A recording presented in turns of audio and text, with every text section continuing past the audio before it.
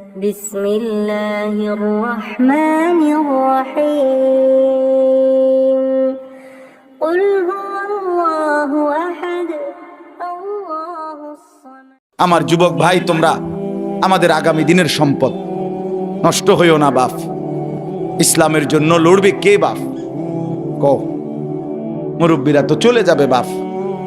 18 বছরের ছেলে, 20 বছরের ছেলে, 22 বছরের তাগড়া জওয়ান, তুমি নষ্ট হয়ে গেলে, তুমি চরিত্রহীন হয়ে গেলে, তুমি যদি সারাক্ষণ নারী ছাড়া, ছবি ছাড়া, মদ জুয়া অশ্লীলতা, তুমি যদি মোবাইলের আসক্তি ছাড়া চলতে না পারো, আগামী দিনে ইসলামের জন্য তুমি করবা কেমনে, লড়বে কেমনে?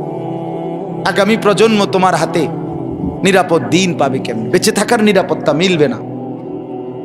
বেঁচে থাকার 53 বছর বাংলাদেশের বয়স, 53 বছরের সমাজে বেনামাজির সংখ্যা যদি এত বেশি হয়, 53 বছরের ভিতরে মোবাইলে আসক্ত যুবকের সংখ্যা যদি এত বেশি হয়, 53 বছরের ভিতরে বেপর্দা নারীর পরিমাণ যদি এত বেশি হয়, এত মসজিদ মাদ্রাসা চারদিকে থাকার পরেও যদি এই মসজিদ মাদ্রাসা ষড়যন্ত্রের কারণে কমে যায়, আগামী 20 বছর পরে, 30 বছর পরে, আগামী 30 বছর পরে ছেলেরা আমার, তুমি আজকে যে ছেলেটার বয়স 16, আগামী 20 বছর পরে তোমার বয়স হবে 36।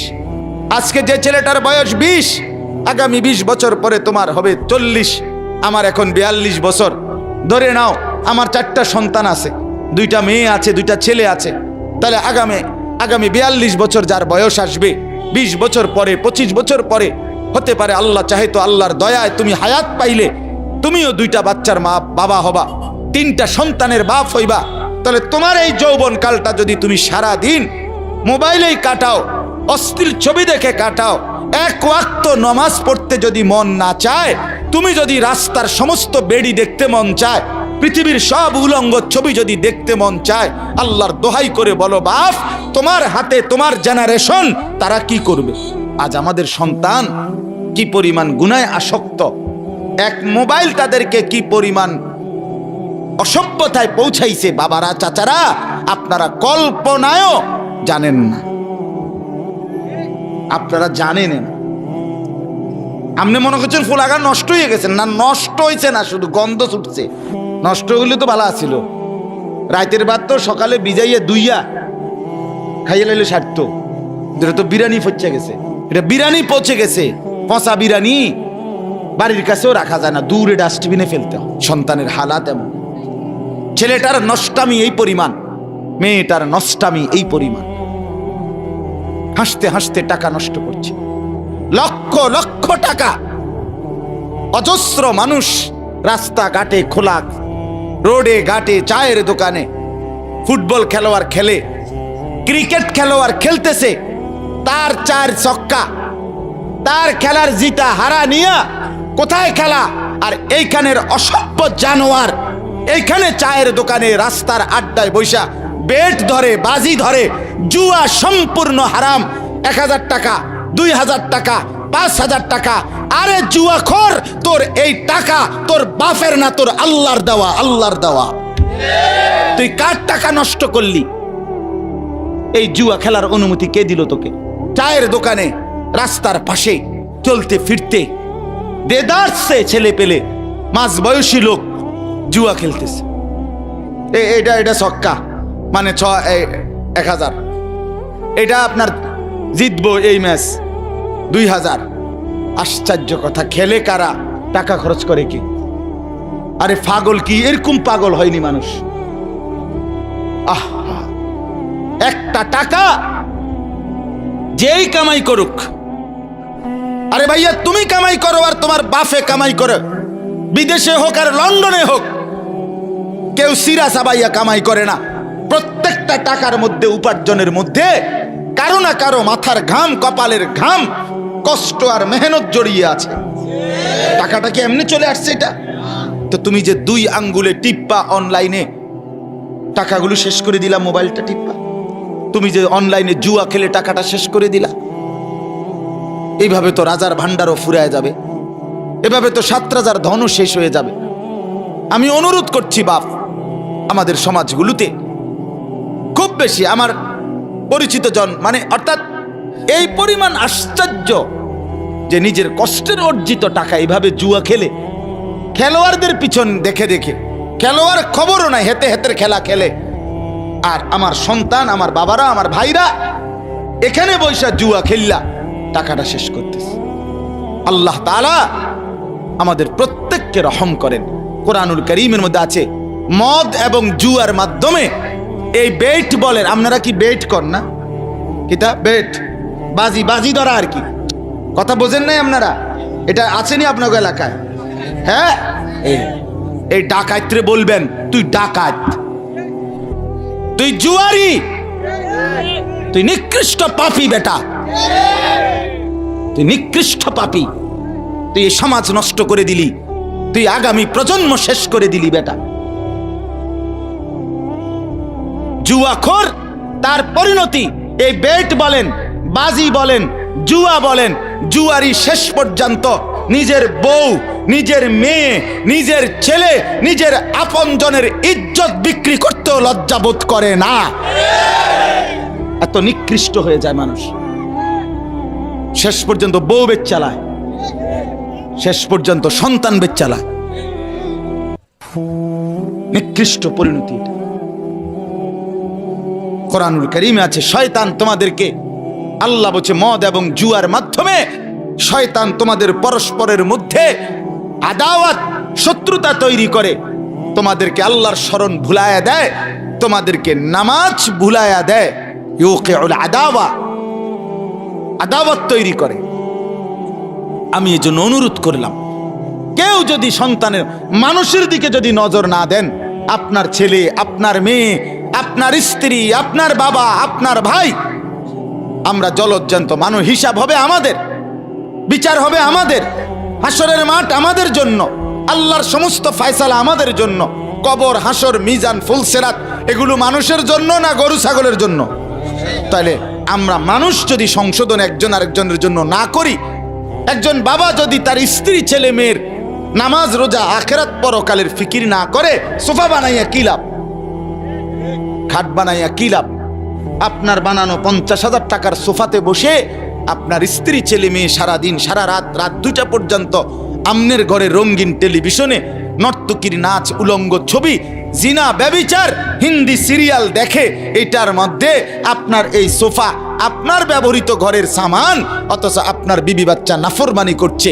আল্লাহর কসম, কসম আল্লাহর, আপনি মৃত্যুর পরেও যতদিন এই গুনার সামানগুলো থাকবে, এই রঙিন টেলিভিশন যতদিন থাকবে, যতজন আপনার বউ বাচ্চা, নাতি নাতনি, ফুতের বউ, ছেলের বউ, মেয়ের জামাই রঙিন নাচ গান দেখবে, আল্লাহর কসম এই কোরআন ধরে বললাম, আপনার আমল নামায় ওই নাফরমানদের গুনার 100 সমান গুনাহ আপনার নামও লেখা হবে। অর্ধেক অর্ধেক না, সমান সমান। অর্ধেক অর্ধেক না, কদ্দুর কদ্দুর, সমান সমান। কানা আলাইহি মিনাল ইসম মিসলু আসাম মান তাবিআহু। মিসলু মানে সমান, অর্ধেক না, 20% না, 100%। নেক কাজও যেটা রেখে গেছেন, মসজিদে দিয়ে গেছেন, মাদ্রাসায় দিয়ে গেছেন, এখানে যত বাচ্চা আল্লাহর কোরআন পড়বে, আপনার মৃত্যুর পরে আমল নামা এদের নেকির সমান আপনার নামও আসবে, কোনো সন্দেহ নেই। অর্ধেক অর্ধেক না, 50-50 না, সমান সমান। আল্লাহ আমাদেরকে বুঝ দান করেন। এজন্য আমার বাপ, আমার ভাই, আমার বন্ধু, আমরা পরিবর্তন চাই, বদলাইতে চাই, জিন্দেগি সুন্দর করেন, জীবনের কদর করেন। আমার যুবক ভাই, তোমরা আমাদের আগামী দিনের সম্পদ, নষ্ট হইও না বাপ। ইসলামের জন্য লড়বে কে বাপ? কও। মুরব্বীরা তো চলে যাবে বাপ। 18 বছরের ছেলে, 20 বছরের ছেলে, 22 বছরের তাগড়া জওয়ান, তুমি নষ্ট হয়ে গেলে, তুমি চরিত্রহীন হয়ে গেলে, তুমি যদি সারাক্ষণ নারী ছাড়া, ছবি ছাড়া, মদ, জুয়া, অশ্লীলতা, তুমি যদি মোবাইলের আসক্তি ছাড়া চলতে না পারো, আগামী দিনে ইসলামের জন্য তুমি করবা কেমনে, লড়বে কেমনে? আগামী প্রজন্ম তোমার হাতে নিরাপদ দিন পাবে কেমনে? বেঁচে থাকার নিরাপত্তা মিলবে না।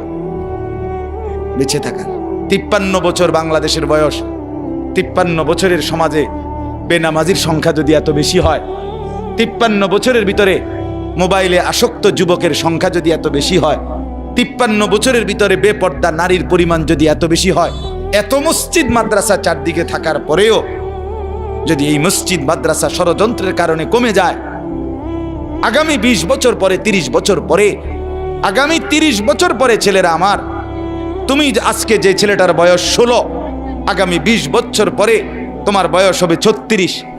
আজকে যে ছেলেটার বয়স 20, আগামী 20 বছর পরে তোমার হবে 40। আমার এখন 42 বছর। ধরে নাও আমার 4টা সন্তান আছে, 2টা মেয়ে আছে, 2টা ছেলে আছে। তাহলে আগামী 42 বছর যার বয়স আসবে, 20 বছর পরে, 25 বছর পরে, হতে পারে আল্লাহ চাহে তো আল্লাহর দয়ায় তুমি হায়াত পাইলে তুমিও 2টা বাচ্চার মা বাবা হবা, 3টা সন্তানের বাপ হইবা। তাহলে তোমার এই যৌবন কালটা যদি তুমি সারা দিন মোবাইলেই কাটাও, অশ্লীল ছবি দেখে কাটাও, এক ওয়াক্ত নামাজ পড়তে যদি মন না চায়, তুমি যদি রাস্তার সমস্ত বেড়ি দেখতে মন চায়, পৃথিবীর সব উলঙ্গ ছবি যদি দেখতে মন চায়, আল্লাহর দোহাই করে বলো বাপ, তোমার হাতে তোমার জেনারেশন তারা কি করবে? বলো ভাই, আল্লাহ দিলে তোমার যখন একটা ছেলে হবে 12 বছরের, 14 বছরে, সে কি করবে? কি মনে হয়? সে জুনায়েদ বাগদাদি হবে, সে বাইজিদ বুস্তামি হবে? দোস্ত আমার, নষ্ট না হই, নিজেকে নষ্ট না করে। কিয়ামত নিশ্চিত, আখিরাত নিশ্চিত। নিশ্চিত কিনা? কমপক্ষে বিবেকটা যেন এরকম হয়, ভেতরের দিলটা, ভেতরের আত্মাটা যেন এতটুকু পরিমাণ হয় যে গুনাহ করিলে মনটার মধ্যে অস্থিরতা লাগে, নেক কাজ করিলে ভালো লাগে। এদূর যদি কোনো অন্তরের অবস্থা ভিতরের থাকে, আল্লাহ রসুল বলছে এখনো সে মুমিন। কিন্তু যেদিন গুনার পর গুনাহ, মিথ্যার পর মিথ্যা, চুরির পর চুরি, মদের পর মদ, জুয়ার পর জুয়া, জিনার পর জিনা, বেবিচারের পর বেবিচার, বেপর্দার পর বেপর্দা মা বোন, যেদিন আর কোনো অসুবিধা বোধ হচ্ছে না, চেহারায়, সুরতে, চলনে বলনে পাপের কোনো অনুভূতি নাই, আল্লাহর কসম রাসূলুল্লাহ বলে ধরে নাও ঈমান হারিয়ে গেছে। লা ইয়াজনি জানি হিনা ইয়াজনি ওয়া হুয়া মুমিন। রাসূলুল্লাহ বলে কোন জিনাকার, ব্যভিচারী নারীর সাথে যখন অপকর্ম করে সে ঈমানদার থাকে না। লা ইয়াসরিকু সারিকু হিনা ইয়াসরিকু ওয়া হুয়া মুমিন। কোন চোর যখন চুরি করে, রাসূল বলে সে মুমিন থাকে না। লা ইয়াশরাবুল খামরা হিনা ইয়াশরাবু ওয়া হুয়া মুমিন। রাসূল বলে কোন নেশাখোর যখন নেশা করে তখন সে মুমিন থাকে না, মুমিন থাকে না। বাপ আমার, কতদিন সুদ খাইলে অভাব মিটবে? কতদিন হারাম রোজগার করলে অভাব পূরণ হবে? পূরণ হবে না। অতএব আখিরাত নিশ্চিত, কিয়ামত নিশ্চিত, মৃত্যু নিশ্চিত। চোখের সামনে প্রতিদিন কত মানুষের চলে যাওয়া, এরপরও যদি আল্লাহকে না চিনি কখন চিনব আমরা?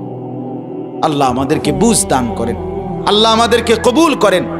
অনেক ছেলে মাশাআল্লাহ এখানে ওখানে দেখেন আপনারা, চাচারা আপনারা তাকায়া দেখেন আপনাদের সন্তানেরা, এরা রংপুরের ছেলে না, এরা আমার কুমিল্লার না, এরা চিটাগাংয়ের না, এরা আপনাদের ছেলে, আপনাদের মহল্লার।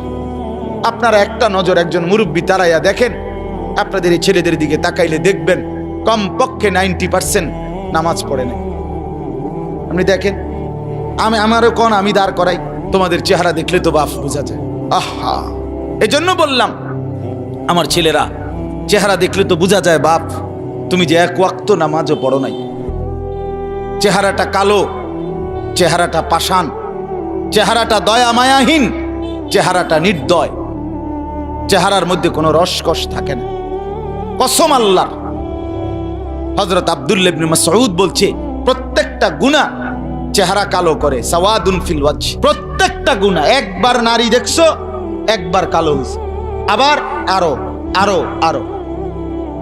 প্রত্যেকটা গুনাহ সাওয়াদুন ফিল ওয়াজহ, চেহারা কালো করে। জুলমাতুন ফিল কলব, অন্তরটা অন্ধকার করে। ওয়াহানুন ফিল বাদান, শরীরের শক্তি কমিয়ে দেয়, শক্তি কমিয়ে দেয়, কিচ্ছু ভাল লাগে না। এ মোবাইল টিফোন ছাড়া টানা দিয়া মানে ভাল লাগতেছে না, এরপর এমনি এমনি মানে এটা ছাড়া অন্যটা পছন্দ না। শরীরের দুর্বলতা, অক্ষমতা, ব্যর্থতা, কাপুরুষতা, যৌবনের ক্ষমতা শেষ, শারীরিক সক্ষমতাও শেষ, প্রয়োজনের মুহূর্তে আর কিছুই থাকে না। নিজের হাতকে অপকর্ম করে নষ্ট করে দিছ, শরীরটাকে শেষ করে দিছ, নিজের লজ্জাস্থানকে নষ্ট করে ফেলছ, হায়াত বরবাদ করে দিছ। অচিরেই দুনিয়াতেও আফসোস মিলবে, আখেরাতেও আফসোস মিলবে। হ্যাঁ, আমি খোলামেলা কইলাম, হিম্মত করে কইলাম, সাহস করে বললাম। এজন্য হযরত আব্দুল্লাহ ইবনে মাসউদ বলেন, চেহারা কালো হয় গুনাহ, অন্তর অন্ধকার হয়, শরীর দুর্বল হয়। 4 নাম্বার, দাইকুন ফির রিজক, রিজিক সংকীর্ণ হয়, রিজিক কমে যায়। 5 নাম্বার, বুগদাতুন ফি কুলুবিল খালক, সমস্ত মানুষের অন্তরে ঘৃণা তৈরি করে। কোন মানুষ এই নাফরমানকে পছন্দ করে না। কথা বলেন। 2 জন এক লগে জুয়া খেলে, আপনি এর এক লগে হেরা এক সমান না। আজ 3 বছর এক লগে জুয়া খেলে, আপনি মনে করেন এখান থেকে একজন রে আপনি আলগা ডাইকা জিগান, তোর দোস্ত কেমন, কবে 1 নম্বর সিটার। হ্যাঁ, কি কন বলবে না? বলবে সিটারের সর্দার, বাট পার। কি রে কস, তোর লগে চলে, একসাথে জুয়া খেলস, তুই কেমনে তারে খারাপ কস? ওমা, তো আমি কি হেরে কি আব্দুল কাদের জিলানী কইতাম? এ বলবে এই কথা, এ কি বলবে? আমি কি জুয়ারি রে বুঝি আমি বালা কইতাম? আমি বালা কম কেমনে? আর মন্দ লোকেও মন্দকে মন্দ বলে, ভালোরাও মন্দ বলে। আচ্ছা, একজন লোক নামাজি, আপনি একটা জুয়ারি মদখোরকেও জিগান, ভাই উনি কেমন? সে বলবে, ভাই আমি খারাপ হইতারি, কিন্তু সে ভালো। ঠিক কিনা বলেন না কেন? আমি মানুষটা খারাপ, কিন্তু ভাই এটা সত্য যে এবারটা নামাজ পড়ে। তাহলে ভালোকে মন্দও ভালো বলে, ভালোও ভালো বলে। এই জন্য বন্ধু, চেহারা কালো হয়ে গেছে অনেকে। দেখো তুমি, দেখো দেখো দোস্ত, কোনোভাবেই তোমার মধ্যে স্বস্তি নাই। চুল কেমনে রাখলে তোমার থেকে তৃপ্তি, তুমি আজও সিদ্ধান্ত নিতে পারলা না। তোমার এটা ব্যর্থতা না? কোন প্যান্টের কোন মডেলটার উপরে তোমার তৃপ্তি হয়? আজকে এতদিন হয়েছে তুমি এটার স্থির হইতে পারলা না। অস্থিরতা, এটা তো অনেক বড় একটা ত্রুটি। অস্থিরতা যে আমি কেমনে সুন্দর লাগে আমারে, আমি এটাই ফয়সালা করতে পারলাম না। তো তোমার ভাত রান দেখে তুমি বেকুবের ভাত, আহাম্মক কোথাকার বেটা। আমি তো 42 বছরে কোনোদিন আর ডিজাইন বদলাইতে হয় নাই, ডিজাইন বদলাইতে হয়। তুমি তো অস্থির, তোমারে তো দুশ্মনে অস্থির বানায় দিছে। একবার বলছে ডান দিকে চুল বড় কর, আরেকবার বলছে বাম দিকে চুল বড় কর, আরেক দিকে বলছে সামনের দিকে চুল বড় কর, আরেকবার বলছে এদিক দিয়ে একবার সাদা বানাই এলা, এদিক দিয়ে বাড়াইয়া রাখ, আরেকবার বলছে এবার এদিক দিয়ে সাদা বানা। হায় হায় রে, তুমি একটা বার, আমি যদি এখানে এই ছেলেটারে বলি, এই তোমারে আমি কইলাম যে একবার ডাইনার টু দাও, উঠাও, নামাও, বামা টু দাও, ঠ্যাঙ্গাল কি দাও, তো একবার কইলাম ঠ্যাঙ্গাল কি দাও, একবার কও ঠ্যাং নামা, তো তুমি